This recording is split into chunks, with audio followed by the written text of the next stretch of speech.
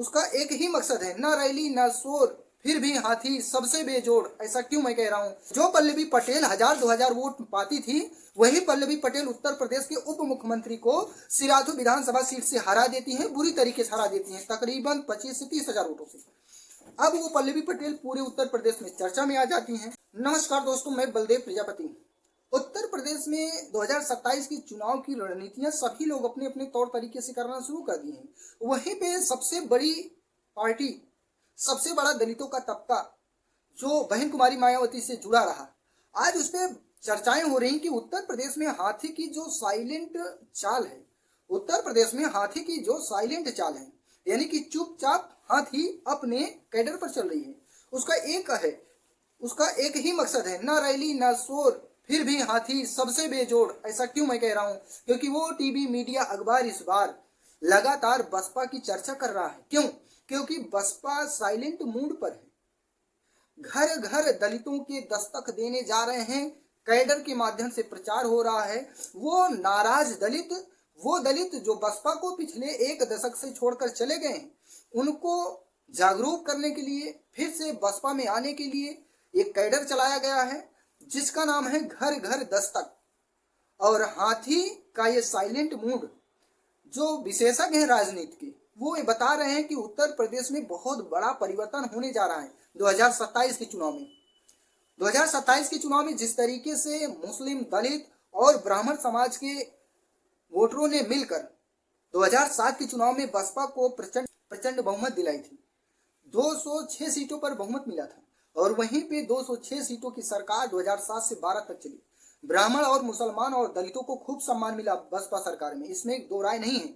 वहीं पे जो इस बार चर्चा चल रही कि ओवैसी, असदुद्दीन ओवैसी और पल्लवी पटेल एक साथ मिलकर चुनाव लड़ सकते हैं, पल्लवी पटेल इस बार चुनाव मिलकर लड़ेंगी।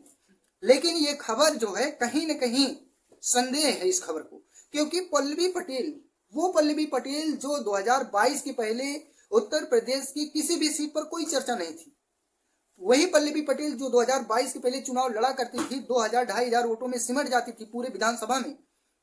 अब वही पल्लवी पटेल को अखिलेश यादव ने अपने साथ 2022 का चुनाव मिलकर उनको लड़वाया और अपने ही सिंबल, यानी कि समाजवादी पार्टी के साइकिल सिंबल पर सिराथू विधानसभा सीट से उनको चुनाव लड़ाया। और चुनाव जब लड़ाते हैं तो जो पल्लवी पटेल 1000-2000 वोट पाती थी, वही पल्लवी पटेल उत्तर प्रदेश के उप मुख्यमंत्री को सिराथू विधानसभा सीट से हरा देती हैं, बुरी तरीके से हरा देती हैं, तकरीबन 25 से 30 हजार वोटों से।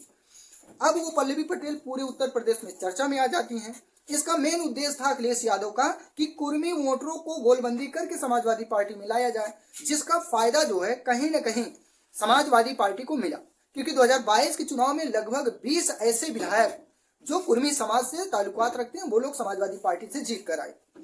अब पल्लवी पटेल का मनोबल बढ़ गया है, पल्लवी पटेल के अंदर वो जान फूंक दी समाजवादी पार्टी ने। जो पल्लवी पटेल कभी 1000-2000 वोटों में सिमट जाती थी, इनकी अपने खुद की विधानसभा सीट पर कोई विशेष चर्चा नहीं हुआ करती थी। अब जो प्रत्याशी 1000-2000 वोट पाके सिमट जाए, उसकी क्या चर्चा होगी? लेकिन ये देन है अखिलेश यादव की कि अखिलेश यादव ने अपने ही टिकट पर, अपने पार्टी के सिंबल से सिराथू से चुनाव लड़ाते हैं। उत्तर प्रदेश के माननीय उप मुख्यमंत्री केशव प्रसाद मौर्य को पल्लवी पटेल बुरी तरीके से चुनाव हरा देती हैं, 1000-2000 वोटों से नहीं, सीधे 25 से 30 हजार वोटों से चुनाव हार जाते हैं, और पूरे प्रदेश में चर्चा होती है पल्लवी पटेल की। अब वो पल्लवी पटेल जो है अपने इस जीत से, हालांकि ये जीत समाजवादी पार्टी की है, अपने ये जीत और अपने इस रुतबे को ये हुए जब 2023 में उपचुनाव होता है 9 विधानसभा सीटों पर, तो वहां पे पल्लवी पटेल समाजवादी पार्टी का साथ न देकर असदुद्दीन ओवैसी और पल्लवी पटेल की अपनी पार्टी, दोनों लोग मिलकर 3 सीटों पर चुनाव लड़ते हैं। और 3 के 3 सीटों पर क्या हाल होती है?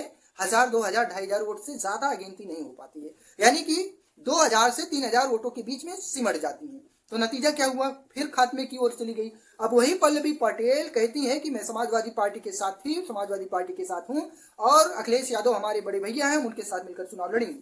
क्योंकि पल्लवी पटेल को पता चल गया कि जो पर अखिलेश यादव ने लगाए थे पल्लवी पटेल पर, वो पर अखिलेश यादव कभी भी काट सकते हैं, कभी भी हटा सकते हैं, और उससे बहुत ज्यादा उड़ने की जरूरत नहीं, क्योंकि पल्लवी पटेल जो है अकेली चुनाव लड़कर 2-4 हजार वोट भले पा सकती हैं, जीत और लड़ाई में तो बहुत दूर तक नहीं दिखेंगी।